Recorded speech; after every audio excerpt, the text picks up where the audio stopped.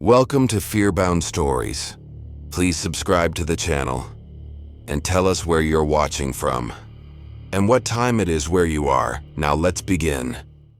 The first thing you learn living in rural Alaska is that the sky is louder than the ground. Storms don't just blow in, they roar over the tundra like a freight train. And on the night everything went wrong, I was sitting in the tiny EMS station in Kuskatak, listening to the building creak under 50-mile winds while the aurora snapped and twisted green through the gaps in the clouds.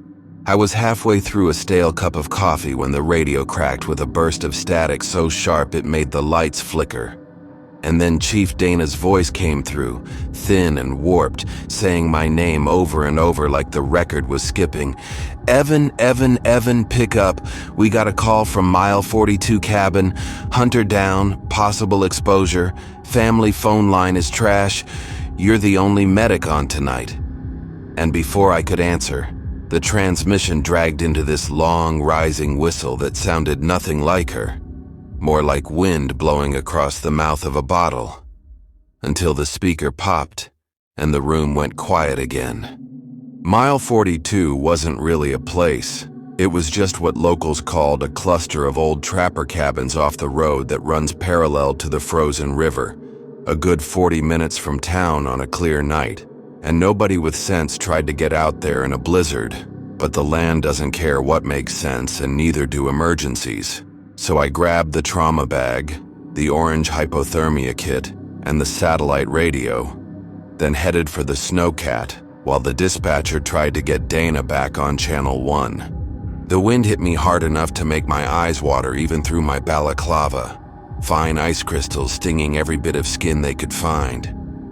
The sky overhead flickered with a dull green smear of aurora behind the clouds, just bright enough to make the snow glow a sick pale color. And for a second as I climbed into the snowcat, it felt like the air hummed around me, like a transformer about to blow. Though there was nothing out there but the frozen parking lot and the dark shape of the school. The drive out to mile 42 felt wrong from the start. I've done that road 100 times, and even in a whiteout your body remembers its curves.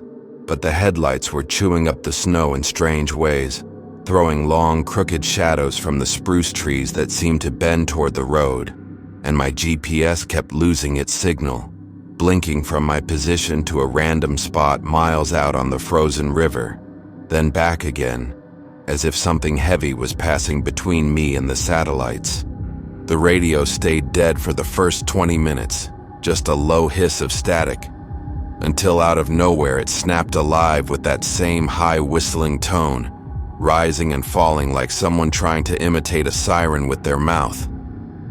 Then beneath it, I heard Dana again, only this time her words were slow and stretched. Do you see it, Evan? Each syllable torn apart by the interference, and even though I pressed transmit and tried to answer, my own voice came back to me half a second late, thin and ghosted, like someone else was repeating everything I said a fraction of a beat behind me. By the time I reached the unmarked turnoff that led toward the cabins, the storm had eased into a steady, suffocating fall of snow, big flakes drifting straight down instead of sideways.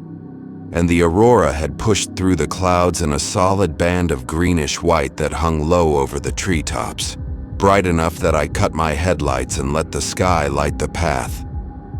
The snowcat's treads crunched over the packed trail, and as I got closer, I saw a warm rectangle of light ahead where one of the cabin's windows shone yellow through the trees. Relief hit me first. Someone was inside, awake. Maybe they could help me get the patient into the snowcat. But it lasted only a second, because as soon as I stepped out and pulled the door shut behind me, the cabin light flicked once, twice, and then cut off completely, plunging the clearing into a soft green half-dark, where the only illumination came from the aurora overhead and the glow leaking out of my own snowcat's instrument panel. I called out, my voice sounding small between the trees. "Medical services. It's Evan from Kuskatak. I'm here to help." and the snow swallowed the words almost immediately. There was no wind now, no creak of branches, just the faint electric buzz from the sky and the crunch of my boots as I crossed the yard, passing an old snowmobile half buried in drifts, and a pair of moose antlers nailed over the door like a crude guardian. When I stepped up onto the tiny porch, I noticed the first thing that really bothered me. There were footprints everywhere around the cabin. Big ones, small ones, some in bunny boots, some in regular winter boots. But they didn't make sense. They circled the cabin again and again, weaving between the trees and back to the door, overlapping so many times it looked like the snow had been chewed up by dozens of people. Yet there was only one clear track that led away from the cabin into the forest. A single line of prints spaced far apart, toes digging deep as if whoever made them had been running hard. The door was slightly open, held by the latch so it couldn't swing all the way shut. When I pushed it inward with my gloved hand, the hinges squealed too loudly in the quiet, and a faint warmth breathed out along with the smell of coffee, kerosene, and something metallic, almost like pennies in your mouth. Inside, the cabin looked exactly like half the hunting shacks in Alaska. Plywood walls lined with hooks and parkas, a tiny wood stove in the corner glowing red, a table with a half-finished card game spread across it. But there was no one at the table, no one in the bunk, no one on the floor clutching some obvious wound. Only a thick patch of melted, refrozen ice near the center of the room, where snow had clearly been tracked in, melted by the stove and then frozen again when the door was left open too long. I called out again, louder. "It's Evan, EMS. If you can hear me, answer or knock on something." And only the stove answered, popping as a log shifted. My radio crackled at my hip, another burst of that whistling tone darting in and out of the static.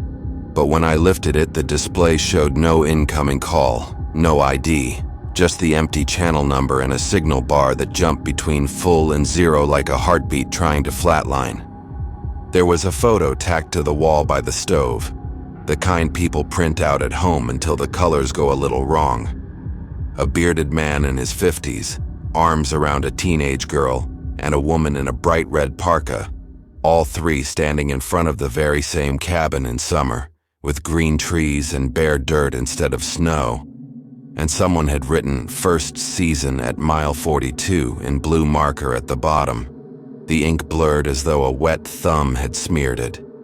The only other door in the cabin led to a tiny storage area where canned food was stacked high against the walls, and at first, I thought that room was empty too, until I noticed the handheld radio sitting on top of a crate of beans, its antenna bent, its speaker grill clogged with a thin layer of rime. The little LED screen glowed faintly green, even though the power switch was in the off position. And as I leaned closer, I realized the radio wasn't silent. It was emitting an almost inaudible version of that same high, whistling tone, like someone playing a bottle in the next room. I backed out and shut the door on it, more to feel like I was doing something than because it would help. And that's when I saw the note under the magnet on the fridge, written in hurried block letters on the torn corner of a cardboard box. "If anyone comes, don't follow the lights. Don't answer the knocking. Don't let it ride home with you." And beneath that, in smaller handwriting that dug deep into the cardboard, the single word, "Please." The lights, I thought, and almost on cue a bright flare rolled across the ceiling as the aurora outside intensified, green bleeding into a strange purplish white that made the frost on the window panes glow. Through the glass I could see the snowcat parked where I left it, but there was something else now. A faint radiance in the tree line just beyond the clearing, flickering between the trunks like someone walking slowly with a lantern, pausing every few steps as if to see whether I was watching. My radio hissed again, then snapped into clarity so suddenly it made me flinch. This time the voice was unmistakably human, a woman's voice shaking with cold and fear. If you're in my cabin, you need to leave right now. This isn't a joke. It knows you're there." And though there was no ID number, I knew it was the woman from the photograph, the one in the red parka, because I could hear the same rough laugh lines in her words that were etched around her mouth in the picture. I pressed transmit and said, "Ma'am, this is Evan from Cuskataki MS. I'm here to help. Are you injured? Where are you?" But there was a long delay, a soft rush of static, and then she answered in that same terrified whisper, "It can't cross moving water on its own. That's why it stays in the lights. It rides them like a bridge." We made the mistake of watching it from the river once. Thought it was pretty. Thought we were lucky. You need to get back to town before the wind picks up, or it'll drop down on you and you won't even know until you hear it knock on the roof.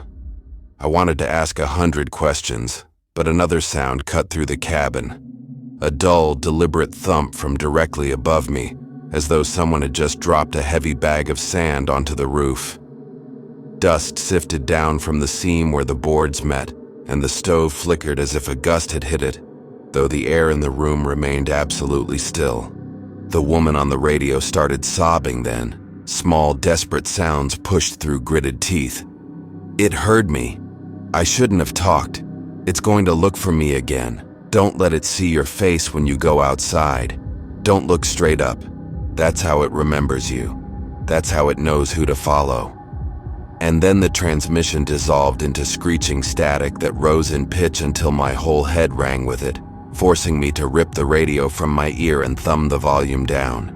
The thumping came again, moving this time, shifting from the center of the roof toward the far wall where the window was. Heavy footstep-like impacts that made the cups on the table rattle. A shadow passed over the frosted glass, blotting out the green glow for a second. But its outline didn't look like any person or animal I knew. More like a tangle of limbs and antlers pressed together, sliding slowly along the outside wall. I've been scared plenty of times on calls, but there's a special kind of fear that comes when you realize you've crossed from the world where problems can be solved with training and tools into a place where the rules don't help you anymore, and standing in that cabin with the radio buzzing in my hand and something walking around on the roof, I knew I wasn't going to save anyone out here. The best I could do was keep whatever this was from coming back with me. The note on the fridge echoed in my head. Don't follow the lights, don't answer the knocking, don't let it ride home with you. And I made my decision fast, because fear only gets worse if you give it time. I grabbed a marker from the table, scribbled on the back of the note my name and the time I'd arrived, then added, "No patient found, leaving area." Mostly so that if someone ever did come back, they'd know I didn't just vanish. Then I stepped out onto the porch without giving myself the chance to hesitate. I kept my eyes down like she'd said, staring at the churned up snow instead of the aurora that flared so bright now it painted the drifts with moving patterns. And something in that light felt almost thick, like it had weight. I could sense it pressing on my shoulders, nudging at the back of my head, urging me to tilt my chin up and look at the sky the way any sane human would when it's burning overhead like liquid fire. But I forced myself to focus on the dark rectangle of the snowcat and the small pool of shadow beneath it where my boots would go. Behind me, on the roof, the footsteps followed, pacing along the ridge as I crossed the yard. They stayed directly above me the whole time, matching my speed. Never faster, never slower. Just a constant heavy presence that made the boards groan. And once, just once, I heard a soft brushing sound near my ear, like long fingers trailing through my hood as something tried to reach down without quite crossing whatever boundary still held it. The moment I climbed into the snowcat and slammed the door, the sound stopped. The roof went silent, the footsteps cut off. And although the aurora still blazed outside, the pressure on my skull eased, as if there were an invisible dome over the cab that it couldn't quite penetrate. I drove back to town with the heater on full blast and the radio turned all the way down, refusing to answer even when it crackled with my name and voices that were almost but not quite familiar. Dana, the dispatcher, my father, my own voice asking where I'd gone.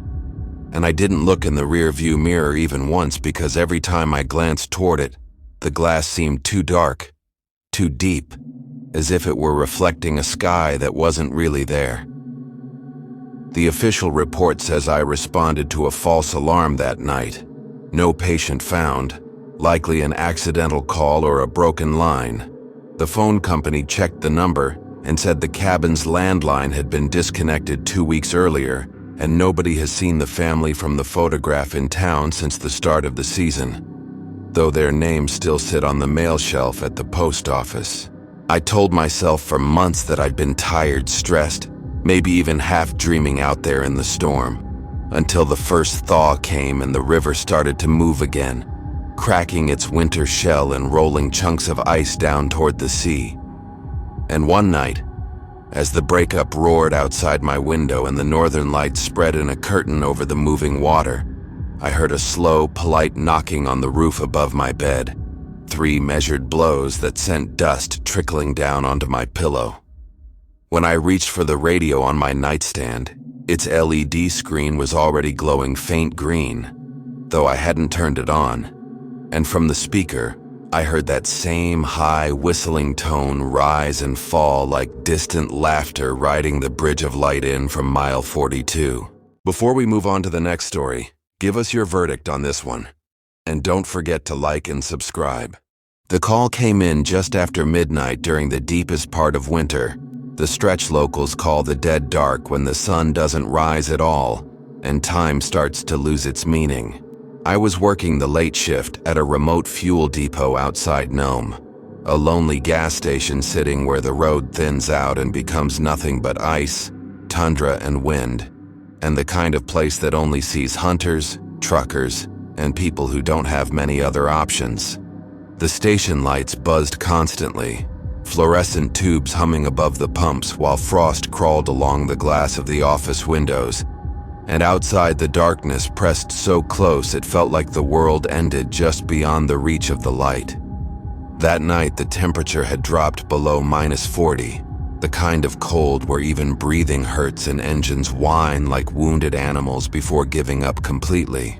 I was counting cash behind the counter when the bell over the door rang, sharp and loud in the quiet, and a man stepped inside wrapped in a heavy parka with the hood pulled so far forward I couldn't see his face. Snow clung to his boots and dripped onto the floor. But there was something strange about how little of it melted, as if the cold followed him inside. He didn't speak at first. He just stood there, shoulders rising and falling slowly, staring at the coffee machine like he was trying to remember what it was used for. I waited a moment, then asked if he needed fuel or food, my voice sounding too loud in the room. When he finally spoke, his words came out soft and flat, almost rehearsed, and he asked me what time it was. I told him it was 12:47. He nodded as if that confirmed something important, then asked how far it was to the next town. When I told him it was nearly 60 miles, and that the road wasn't plowed tonight because of the cold, his head tilted slightly like he was listening to something I couldn't hear. That was when I noticed his gloves. They were soaked dark, not with snow, but with something that had frozen stiff and glossy. And when he rested one hand on the counter, I saw thin cracks spreading through the ice coating his sleeve, as though what was inside was warmer than it should have been.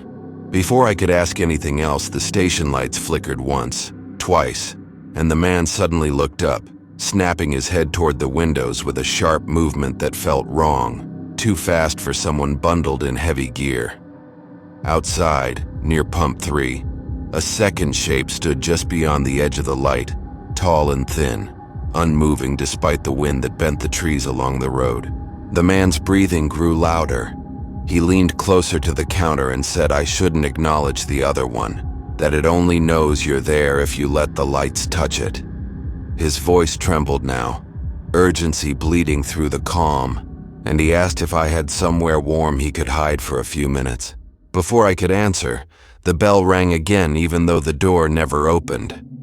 The sound echoed through the station, wrong and distorted, and outside, the tall shape took one slow step forward into the light. The temperature inside dropped so suddenly my breath fogged the air, and frost bloomed across the coffee pot in seconds. The man cursed under his breath and backed toward the restroom, whispering that whatever was out there followed broken vehicles and lonely lights, that it wore faces it found along the road, and that you never helped it unless you wanted to disappear with the snow when spring came.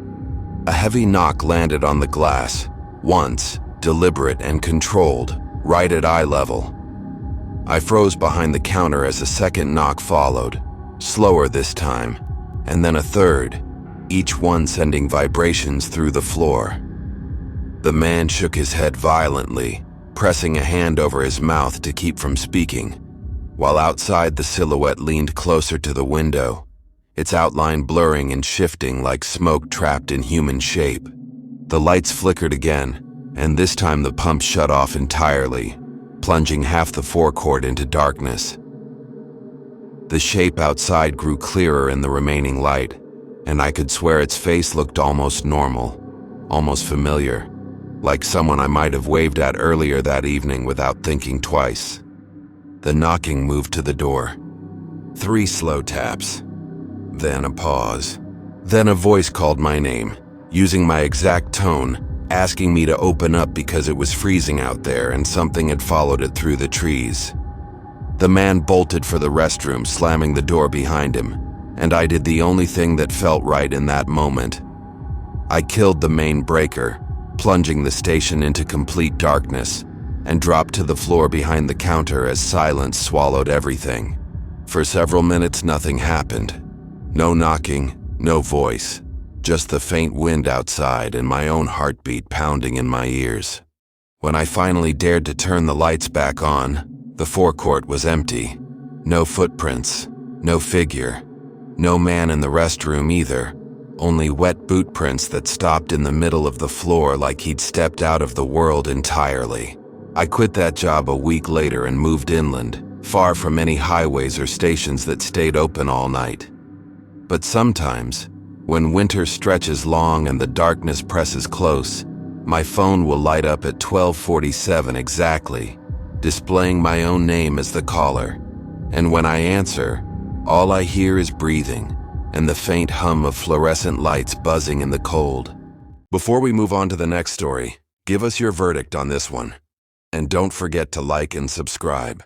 The wind had already erased most of the tracks by the time the bush plane landed, skis hissing over packed snow before settling beside a half-buried cabin that looked more like a forgotten tool shed than a place anyone still used. And I remember thinking as the engine cut that this was the kind of spot pilots mark on maps, only because someone once failed to come back from it. I was there to check a radio relay station that serviced a string of remote hunting cabins scattered across the interior, places that only came alive a few weeks a year when people convinced themselves they could handle the silence. But the automated alert that went out earlier that day wasn't technical. It wasn't a power drop or interference warning. It was a recorded voice repeating the same phrase every 30 minutes, broadcast on every channel the relay touched. I can see the lights from up here. The pilot refused to stay, wouldn't even shut down fully, just kept the engine idling while unloading my gear, eyes scanning the trees like he expected them to move. And before taking off, he told me not to use the exterior work lights if night fell, because things notice changes out here. Not shapes, not sounds, but sudden differences where none should exist. The sun was already dragging itself toward the horizon when I reached the cabin, and although the sky still held color, the cold had that metallic edge that crawls into tools and joints alike. The radio inside sat on a shelf beneath frost-lined windows, its power indicator glowing steadily, even though the generator outside hadn't been started yet. I powered the system down completely, breakers thrown, batteries disconnected, and still the radio whispered faintly, not words. Just static broken by a distant rhythm like breathing slowed by weather. And when I leaned close, I realized the sound wasn't coming from the speaker at all, but from the metal casing itself, vibrating subtly as if something beneath the frequency of hearing was pushing outward. Night came fast.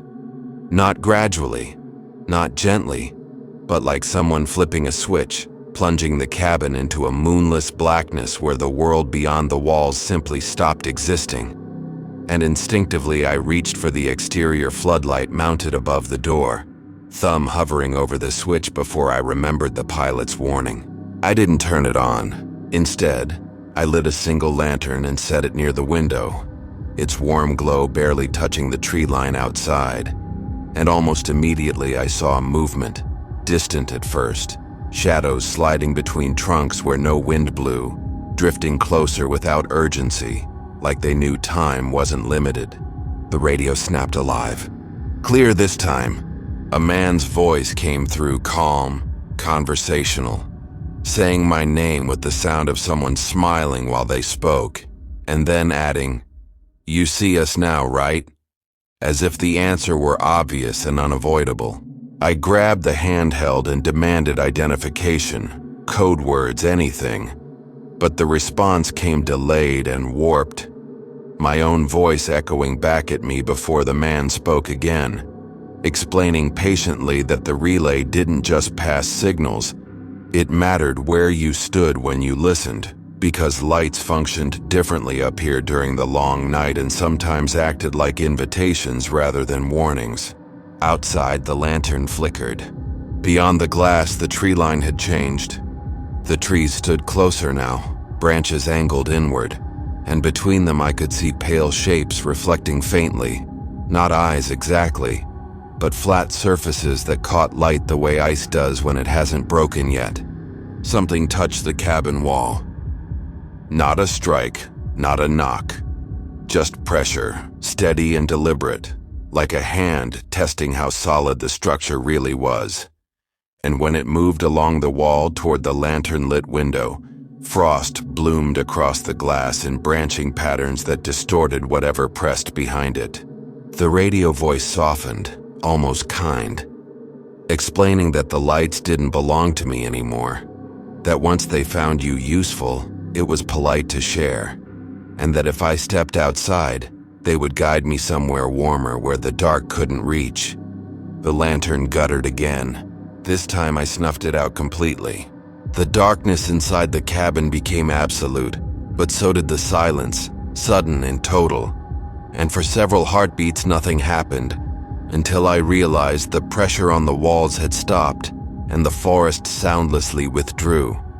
At dawn, the pilot returned pale and shaking, asking why the relay logs showed 3 new transmitters active through the night, all broadcasting from my location, all repeating the same message until sunrise.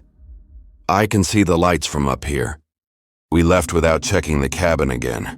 Weeks later, long after repairs were supposedly complete, another request came in from the same region, triggered by a new voice on the frequency, one that wasn't mine but used my speech pattern perfectly, calmly telling anyone listening that the lights were beautiful tonight and that I had finally learned where to stand to see them properly.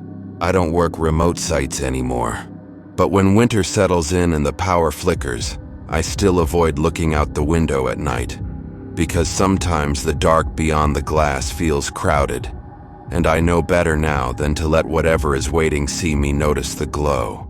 Before we move on to the next story, give us your verdict on this one. And don't forget to like and subscribe. The ice road only exists a few months each year, carved across frozen rivers and lakes thick enough to carry trucks loaded with fuel. But everyone who drives it knows there's a narrow window where the ice remembers what it used to be and hasn't decided what it wants to become yet. I was hauling supplies north in the early morning hours, an empty sky hanging low and colorless, when the radio traffic suddenly thinned out and then stopped altogether, leaving nothing but the low growl of my engine and the constant whine of studs biting into ice beneath the tires. The thermometer on the dash read -38, cold enough that metal complains and plastic snaps if you move it wrong. About 20 miles out from the last checkpoint, my headlights caught a vehicle ahead, parked at an angle across the road, hazard lights blinking weakly like someone struggling to stay awake. I slowed immediately, heart tightening, because nobody stops on the ice road unless something is already wrong. The truck was a government-marked utility vehicle, engine dead, driver's side door open, and frost had climbed halfway up the interior, sealing the dashboard in white. There were footprints in the snow leading away from it, deep and hurried, heading straight out onto the lake beside the road where there shouldn't have been any reason to go. I radioed dispatch, but the call came back garbled, my own voice echoing in slurred fragments before vanishing into static. Against better judgment, I parked and stepped out, the cold snapping instantly at my lungs as the wind pressed flat against the surface of the ice. The footprints continued away from the truck for maybe 40 yards before they stopped abruptly, ending in a wide scuffed patch where the snow was churned and cracked, the ice beneath spiderwebbed, as if something heavy had been dragged there and then removed vertically rather than pulled away. That was when I felt it under my boots, a low vibration traveling up through the ice, subtle but rhythmic, like distant machinery or massive breathing carried through stone. A warning alarm in my head screamed to get back in the cab, but curiosity and concern have a way of overriding better instincts in places where there aren't many people left to help. Another set of lights appeared on the horizon behind me, growing steadily larger, and through my windshield I saw a convoy truck approaching at speed, its headlights flaring as it swerved suddenly, nearly jackknifing before coming to a halt 100 yards back. The driver jumped out, shouting over the wind that he'd been following strange signals on his radio for the last 10 minutes. Fragments of voices warning him to slow down, saying the road wasn't solid ahead, even though the mapped ice thickness said otherwise. As we stood there, arguing about whether to turn back or bypass the stopped truck, the vibration beneath us deepened into a sound you don't forget once you hear it. A loud, tearing groan as the ice shifted beneath its own weight. The road flexed visibly, cracks crawling like lightning beneath the surface, spreading outward in long, branching lines. We ran for our vehicles as the frozen lake answered back, a booming noise rising from below, and in the chaos I caught a glimpse through clear ice of shapes moving far beneath us, darker than the surrounding water, drifting upward with disturbing patience, as if they'd felt the warmth of engines and were responding. The stopped utility truck slid sideways as the ice fractured under its weight, sinking nose first without splashing, vanishing so cleanly it looked rehearsed. From the hole it left behind came a rush of icy air that reeked of rot and old metal. And beneath that smell was something else, something alive. The convoy driver screamed that something had grabbed his axle, and for a split second before he slammed the door shut, I saw long pale forms flicker just beneath the surface, pressing against the ice from below, tracing the road's outline exactly, following the warmth and vibration like predators tracking prey by sound. I gunned my engine and didn't stop until my tires hit solid ground miles later, my radio crackling again only once I crossed off the lake, bursting to life with emergency warnings about unstable ice and missing vehicles that had never checked in. Days later, officials blamed thinning ice and improper load distribution for the loss, but no one could explain why sonar sweeps showed repeated vertical scrapes along the lake bed directly beneath the ice road, or why every truck that passed that stretch after midnight reported feeling something tap the underside of their chassis exactly 3 times before the road finally closed for the season. Still, when winter comes and the ice thickens again, pilot lights flare back to life across the lakes, and drivers line up to test the crossing once more. Because in Alaska, the road always calls you back, no matter what waits beneath it. Before we move on to the next story, give us your verdict on this one. And don't forget to like and subscribe. The village sat along the edge of a frozen bay so wide it swallowed sound, a place where winter turned the ocean into white stone and the sky into an unblinking lid that didn't lift for months at a time. And I arrived there as part of a temporary maintenance crew, just as polar night settled in fully, when the sun stopped rising altogether and people began measuring time by meals instead of daylight. From the moment we flew in, something felt off about the place. Not hostile, not openly threatening, just watchful, like we had stepped into a pause rather than a location. Houses huddled close together near the shoreline, their windows glowing warmly against the dark, while further out onto the ice stood tall wooden poles topped with heavy lamps that burned all night, spaced evenly in a long line stretching across the frozen bay. I asked one of the locals what the lights were for, assuming they marked a snowmobile route or a safe corridor for fishing, but he hesitated before answering, eyes flicking instinctively toward the ice, and finally said they were there so people didn't wander too far when the dark pressed in. He didn't say safe, not once. On our third night, while the rest of the crew slept, I stood near the window of the bunkhouse watching the lamps tremble softly in the wind, their glow reflecting faintly beneath the ice like a second sky trapped below the surface. And that's when I noticed gaps in the reflections. Patches of darkness that moved slowly between the glows, passing from one light's shadow into the next, too deliberate to belong to shifting ice or tides. The radio sitting on the table clicked once, then again, before coming alive with a burst of static. And through it came a voice speaking in slow, careful English, asking if anyone could see the lights clearly tonight because the water was restless. The voice wasn't unfamiliar, but it didn't belong to anyone I knew. And when I asked dispatch to identify the transmission, the radio returned only my own words, delayed and slightly distorted, as though the bay were listening and learning how I sounded. At dinner the next evening, our host quietly told us not to go out onto the ice after midnight, not even between the lamps, and when someone laughed it off, he looked genuinely uncomfortable and said the lights were never meant to guide people away from the village, only to show something else where the land ended.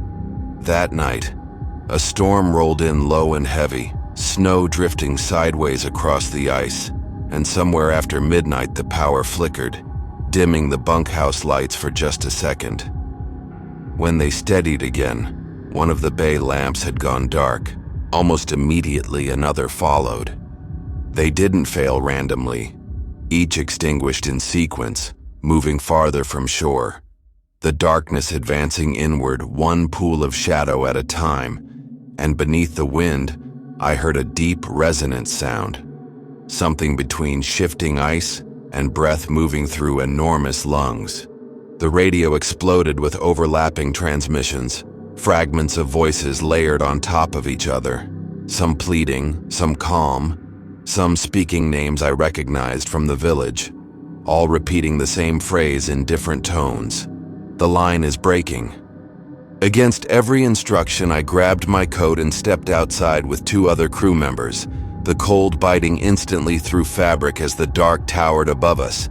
And as we reached the shoreline, I realized that beneath each remaining bay light, the ice shimmered unnaturally, flexing slightly as though the water below was pressing up in patient tests rather than violent strikes. One of the villagers shouted for us to come back just as the nearest lamp flickered violently, its pole shaking, and when the light finally went out, I saw something vast pass beneath the ice, displacing the glow of everything around it, a darkness deeper than the bay itself moving toward the shore. The ice groaned, long fractures spidering outward from beneath the remaining lamps, and in that moment I understood what the lights were really for. Not to protect us from the bay, but to keep whatever was beneath it oriented, calm, and satisfied. The villagers rang an old bell from the highest point of the village, its sound carrying clearly through the storm. And slowly, reluctantly, the dark beneath the ice retreated, drifting back toward the deepest part of the bay, leaving the remaining lights trembling but intact. By morning, every lamp still stood, though one was badly bent, and no one spoke about the night except to say we were lucky the line hadn't broken completely. When I asked what would have happened if it had, our host simply said there were older villages further down the coast that no longer used bay lights at all, and no longer existed either. I left as soon as the weather allowed, but even now, whenever I see rows of light stretching across dark water or frozen ground, I feel a pressure behind my eyes, a certainty that something beneath the surface is counting them carefully, waiting for enough darkness to know it's time to move. You've just crossed the boundary between reality and the unknown. If you felt the fear tonight, make sure to subscribe before you leave, because on this channel every story is just the beginning. New nightmares arrive every few nights, each one darker than the last. Until then, keep your lights low, your doors locked, and your mind open. You are now part of the FearBound family.